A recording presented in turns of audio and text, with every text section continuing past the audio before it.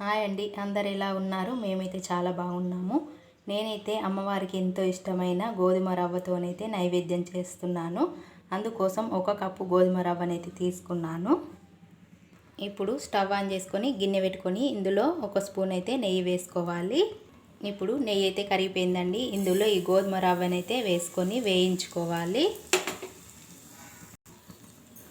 చూడండి, చక్కగా red colour వచ్చే వరకు వేయించుకోవాలి.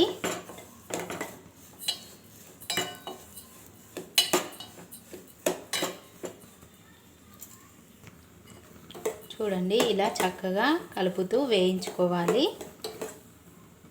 చూడండి, చక్కగా వేగిపోయింది. ఇప్పుడు ఇందులోనే అదే కప్పుతోని 2 కప్పుల వాటర్ అయితే వేసుకోవాలి.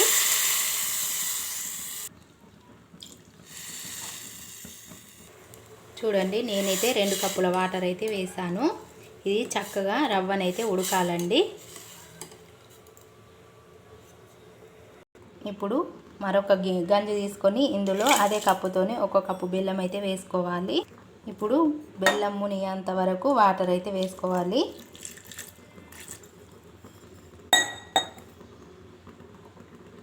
ఇప్పుడు ఈ బెల్లంని వేరే స్టవ్ పైన ఉడికించుకోవాలి. బెల్లం అయితే స్టవ్ పైన పెట్టుకొని బెల్లంని కరిగించుకుంటున్నాను. చూడండి, బెల్లం అయితే కరిగిపోయింది. ఇప్పుడు ఈ వాటర్ని అయితే పక్కకు పెట్టేసుకుందాము. ఇప్పుడు రవ్వ కూడా దగ్గర పడిందండి. చూడండి, ఇలా ఉడికితే సరిపోతుందండి. ఇప్పుడు ఇందులో ఈ బెల్లం వాటర్ అయితే వేసుకోవాలి. ఇప్పుడు ఇందులోనే ఈ బెల్లం వాటర్ అయితే వేసేసుకోవాలి. ఇప్పుడు చక్కగా మొత్తం కలిసేలాగా కలిపేసుకోవాలి.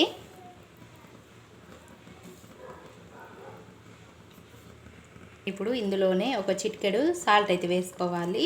అలాగే ఇలాచి పౌడర్ కూడా వేసేసుకుందాము. అలాగే 2 స్పూన్ల పచ్చి కొబ్బరి అయితే వేసుకోవాలి. ఇప్పుడు చక్కగా ఒకసారి కలిపేసుకుందాము.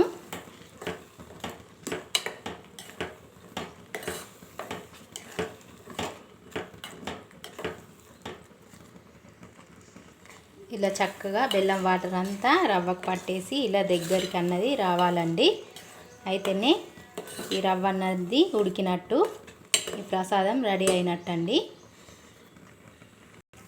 చూడండి, చక్కగా దగ్గరికి వచ్చేసింది. ఇప్పుడు లాస్ట్లో 1 స్పూన్ నెయ్యి అయితే వేసుకోవాలి.